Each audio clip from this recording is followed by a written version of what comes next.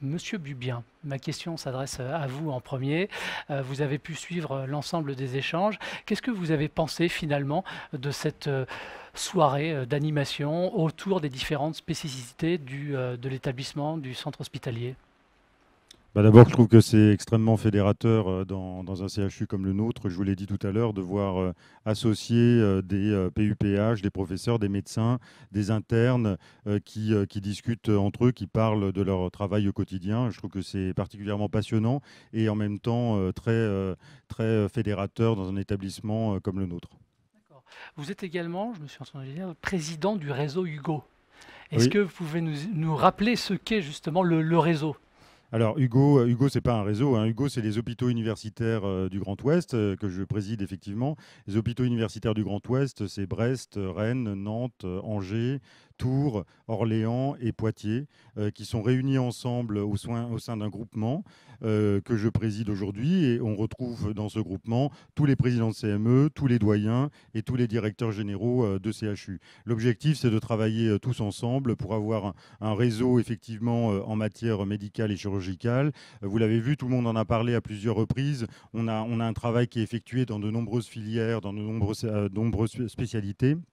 Et puis, pour ce qui concerne les internes, on a la possibilité de faire des échanges qu'on appelle des échanges Hugo. Et c'est des échanges, en fait, où vous pouvez aller passer 6 mois dans un autre CHU que celui d'Angers, par exemple, si vous êtes à Angers, dans ceux que j'ai cités tout à l'heure. Donc, c'est quelque chose de vraiment très intéressant, très important, en plein développement. Et puis, c'est l'avenir. D'accord, on a parlé aussi à nombreuses reprises de subdivision. Là, on parle du réseau Hugo. C'est important, hein, ces partenariats qui sont créés finalement avec les établissements qui gravitent autour de celui d'Angers.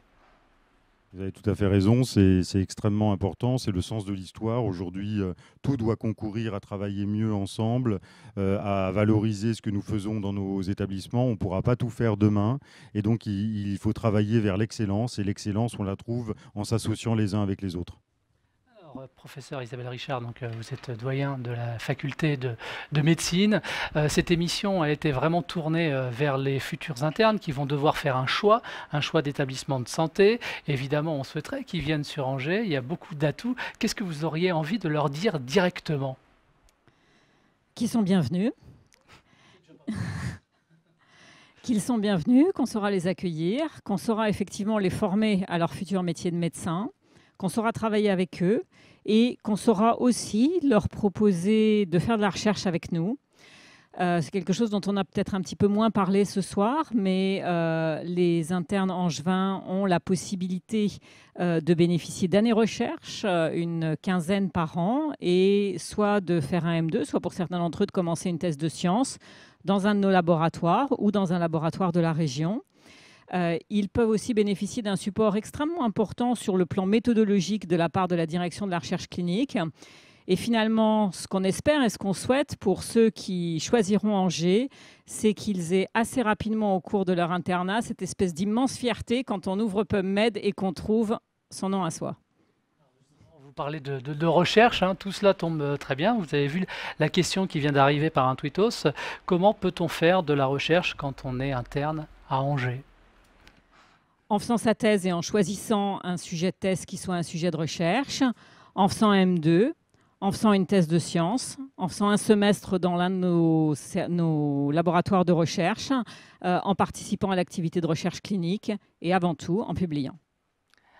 Je vous passe la parole donc au professeur Ifra. Je rappelle que vous êtes le président de la commission médicale d'établissement. Justement, est-ce qu'on peut dire quelques mots sur cette commission médicale? De quoi il s'agit concrètement? À quoi ça sert? C'est une représentation des médecins, des pharmaciens, des sages-femmes, des étudiants en médecine maintenant, et bien entendu des internes et des chefs de clinique qui sont effectivement réunis après élection et qui donnent leur avis sur la façon dont doit s'organiser la qualité des soins, la continuité des soins, la recherche, parfois l'enseignement, en collaboration toujours pour ce qui est de la recherche et de l'enseignement avec la faculté de médecine et le doyen qui est membre et qui assiste toujours à cette CME qui se réunit une fois par mois. Si vous voulez, le CHU, c'est le recours et l'innovation prioritairement. Et ce qui fait le CHU, c'est le U. Et donc tout ça, c'est extrêmement lié. Simplement, ça suppose des enseignements, ça suppose des investissements aussi, investissements intellectuels, investissements matériels, sur lesquels il faut que nous donnions des avis pour dire qu'est-ce qu'on va faire, dans quel sens on va le faire, qu'est-ce qu'on priorise. Vous avez entendu parler tout cet après-midi de toute une série d'équipements nouveaux, de réflexions communes. Tout ça, ça ne se décide pas en lançant une pièce de monnaie. Ça se réfléchit ensemble et ça se discute. Voilà à quoi sert une commission médicale qui a été longtemps consultative, qui est aujourd'hui d'établissement, mais qui dans le fond a toujours gardé dans l'histoire sa même mission, qui est celle de réfléchir à quel doit être l'hôpital de demain, comment est-ce qu'il peut à la fois innover et garder sa qualité. Aujourd'hui, on a des équipements de pointe et on en a parlé régulièrement. Il ne me reste plus qu'à vous remercier, en tout cas à tous les trois, d'être venus sur ce plateau. C'est la fin de cette web session. Merci de nous avoir suivis depuis votre ordinateur, tablette ou smartphone, en espérant donc que cette web session aura répondu eh bien, à toutes vos attentes concernant la présentation des différentes spécialités du centre hospitalier. Vous êtes donc à l'heure du choix de votre établissement.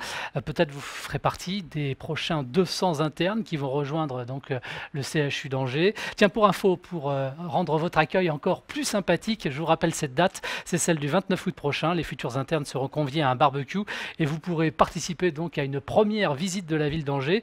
Vous pourrez retrouver rapidement également cette web session de façon chapitrée maintenant sur notre site internet www.med-unif.angers.fr/adopte1PUPH et ainsi revoir les passages que vous souhaitez. Et puis avant de se quitter, merci aux différents services de communication du centre hospitalier dirigé par Anita Régnier pour le travail de préparation immense, je tiens à le signaler, effectué par Nolwenn Guillou, le service communication également de l'Université d'Angers. Merci à vous de votre fidélité et pourquoi pas à très vite.